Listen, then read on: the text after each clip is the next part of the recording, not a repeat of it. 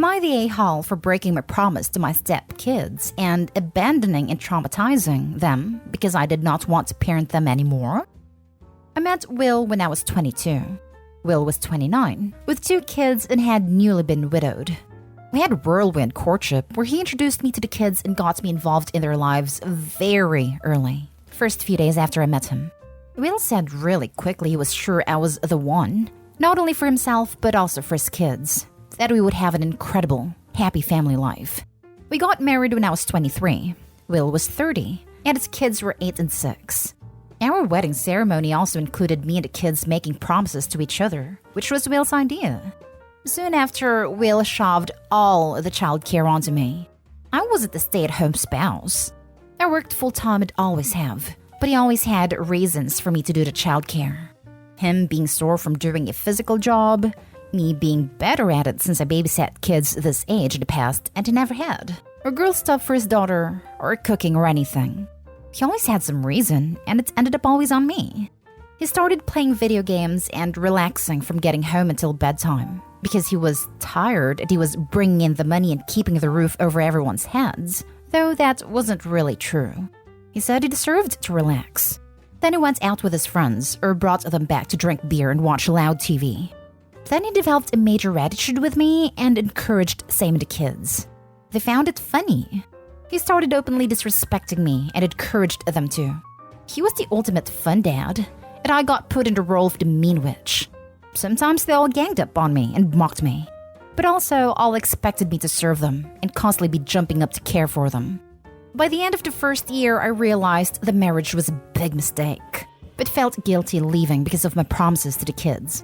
Another year went by, and I realized that no matter how I tried, and how I knew they were only kids and didn't really blame them, I genuinely hated both of the kids. And I could not lie to myself anymore and pretend that I loved them. I did not, and I never would. One day, I just walked out, packed up everything of mine and moved out while nobody was at home. I left a note explaining it wasn't working and saying goodbye. That was the end. Cue a crap storm for my ex and a bitter divorce. But we both walked away with what we went into the marriage with, not much for either of us. I had never legally adopted the kids, so I had no rights nor responsibilities about them, and I never reached out to any of them again. Honestly, I was just overjoyed to be rid of all of them. 15 years have gone by, and that seems like a lifetime ago, or another person's life, but I'm still in my 30s. I was recently shocked to get a message from Tamara, Will's daughter, now 25. Tamara said I betrayed and traumatized her for life for abandoning them after my promises to them. She said I had a responsibility to never leave no matter what. I know she remembers the horrible way she treated me though. Now for the top comments. Not they whole. There is never a responsibility to never leave. That is ridiculous. Sure, a 10-year-old may reasonably think so, but a 25-year-old should know better. Agreed. I was bitter when my mother left and divorced my stepdad when I was 10. As an adult, I realized that he was a guy who refused to get a job and just sat around the house all day. But he would leave for work in the morning as I was getting ready for school to keep up appearances. The father probably brainwashed the kids with made-up stuff. Brainwashed or not, this woman is 25, not 15. She should have enough perspective to realize that the fault lies completely with the father. At some point, a person has to look inward and seek help for their trauma, not inflict it on others. To seek out a person you haven't seen 15 years just to send them a nasty email saying Opie should have stayed in a horrible relationship for 10 to 12 years, purely for this woman's benefit? That is extremely selfish and cruel. Not today, Hall. Your husband didn't want a wife. He chose a younger woman and whisked her off her feet to be his live-in maid, nanny, and cook. He knew what he was doing when he asked you to make that promise to the kids, emotionally manipulating you into staying even though he treated you like crap. It's sad that the children lost their mother, but their father encouraging them to treat you like the evil stepmom was cruel to both you and them. Clearly, the behavior he showed continued after left. Eddie kept telling Tamara and her brother how awful you were. You got yourself out of there. Well done for being strong and wise enough to do so. Many people don't have the strength to do that. And you need to stay out of there, Opie. Not your circus, not your monkeys. You made a promise, but a promise is made with agreement/conditions usually from both parties. You didn't hold up your end because they were relentless with their bullying. Not today, Olubi. Messaged her back and explained it was a toxic marriage, that their dad set you up to be the family punching bag and nanny, that he wasn't looking for love or a partner, but a doormat, and he encouraged you kids to do the same. Tell her their hang-ups are their own, and then say that you are done with that chapter of your life, and will never again allow their father to drag your life down. Not today, Ho. Those kids have been fed lies and delusions about what the marriage was like. Next story is titled, Am I the a-hole for digging my heels in with my fiancé concerning surname? My fiancé, 27 female and I, 30 male, are getting married next year. I've pretty much let her run the show when it comes to the wedding and reception. Her last name is from her biological father, who left when she was 2. Her mother remarried, and she has said for years that she can't wait to get married to change it. For 6 years, I've heard about what a piece of garbage this guy is. I am the last male to carry my name, and there are only 4 people with a name. So it's always been important to me to pass it on to my children. She wants to get married in a Catholic church. I'm not Catholic, but it means a lot to her, so I'm in the process of converting. She wanted to be close to her mom and sister, so I left a job I loved, found a new job, and we moved 4 hours away from my family to be closer to them. Her sister is a recovering alcoholic, so we don't keep liquor in our apartment despite that I like to have a beer after work. I've made many changes to accommodate her. She's acknowledged it, and I always respond that all I care about is passing my name on, and she responds with a number of days until our wedding. Shortly after we arrived, Dad contacted her out of the blue. He heard from relatives she was getting married and decided it was the perfect time to reconnect. All of a sudden, I now hear what a wonderful guy Paul is, how hard he's trying, and how wonderful it is that he's back. Often, I get home from work and she's gone, only to arrive home past midnight after being out with Paul and her half-siblings. I hate that I don't see her as much, but I know how much it means to her to have a relationship with him. At the same time, after years of hearing her trash him, I'm not even allowed to think bad thoughts about him. She's planning on having him walk her down the aisle, which I don't think is appropriate, but it's her decision. This weekend was the bombshell. She told me that her father brought up the importance of their name, that she's decided to keep it. This stung very badly. I replied that it was her choice. I just wanted to pass my name down. She smiled uncomfortably and informed me that she wanted the first boy to carry her name because it would mean so much to Daddy. I told her that is not happening. She suggested that we hyphenate as a compromise. I told her that there was no negotiation, that I had one thing that was important to me. I'd moved heaven and earth to give her what she needed and everything else, but I wouldn't budge an inch on this. She told me I was being unreasonable. I responded that I've been in her life longer than he has. I'd ask her who it was she was trying to start a life with, me or him. She started crying and accused me of being jealous of her relationship with her father. My parents and her mom and stepdad agree with me and think she's allowing Paul to influence her. Her sister thinks I was an A for asking that question and refusing to compromise. Not today, Hall. Not gonna read other comments. Staying out till midnight with your mostly estranged father after years of hating him is also freaking weird. You are not today, Hall. But unfortunately, you also can't force her to change her name. Use this as a time to evaluate your relationship. Perhaps couples counseling would be a good idea before saying your I do's. Good luck. Clarification. Well, I would love if she took it. And it hurt to know she's decided not to after 6 years of saying she wanted to change her name. I've never tried to force it.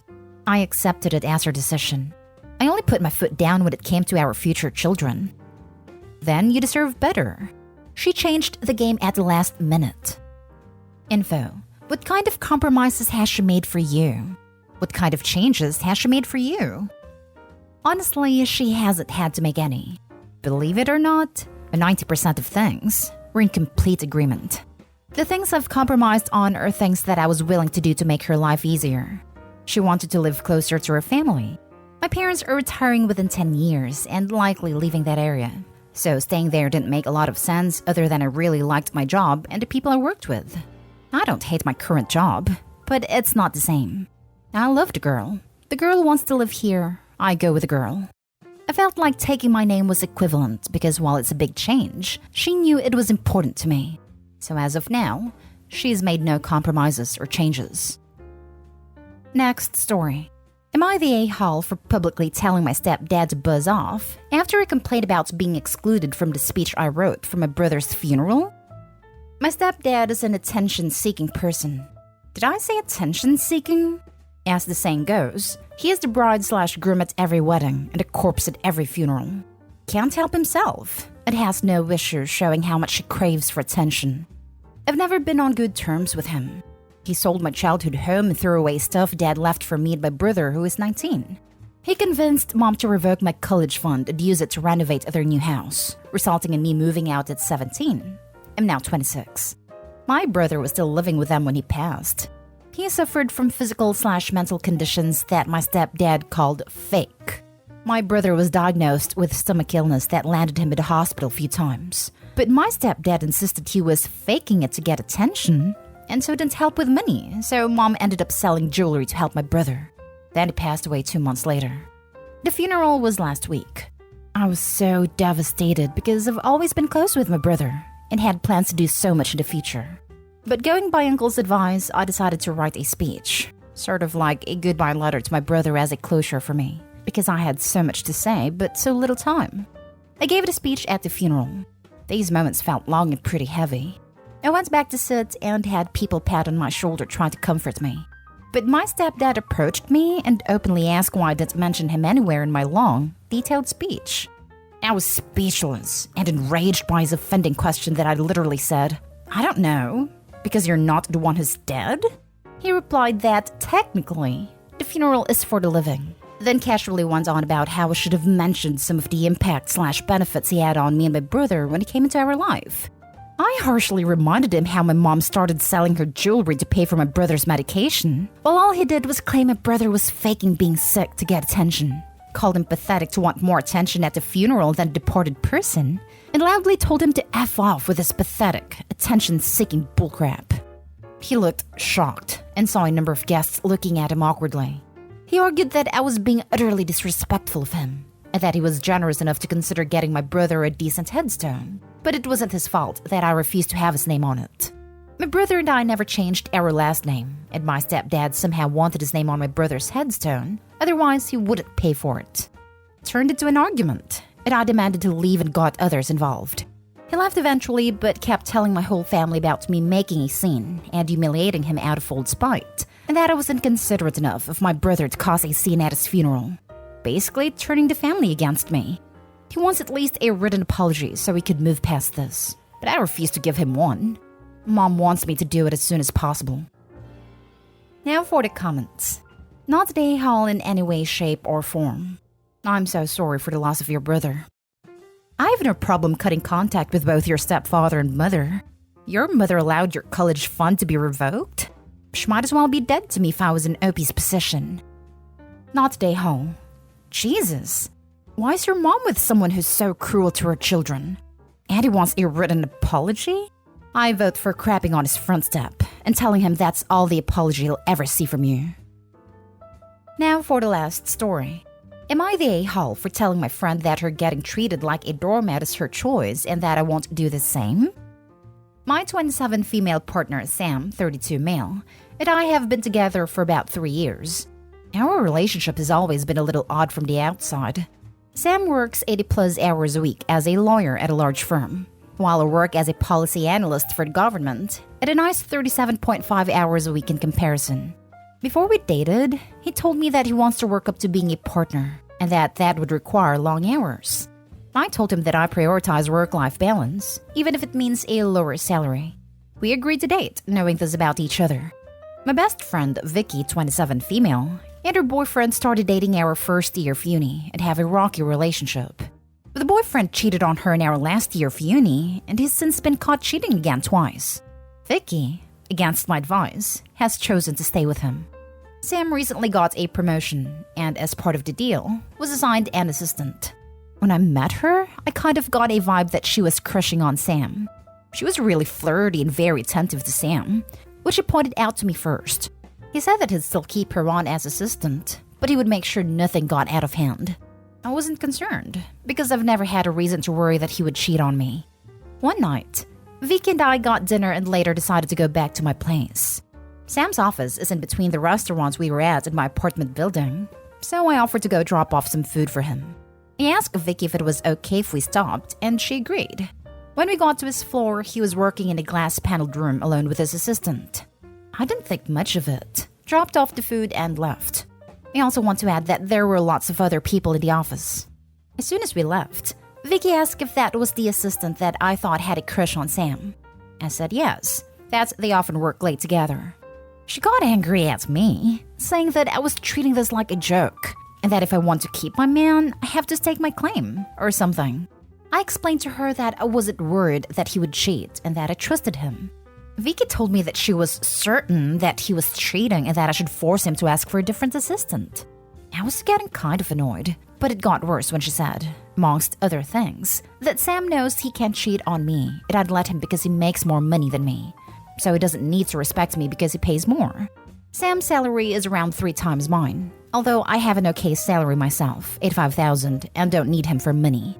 We split bills percentage-wise, so I pay less than he does, but it's equitable and we agreed on it.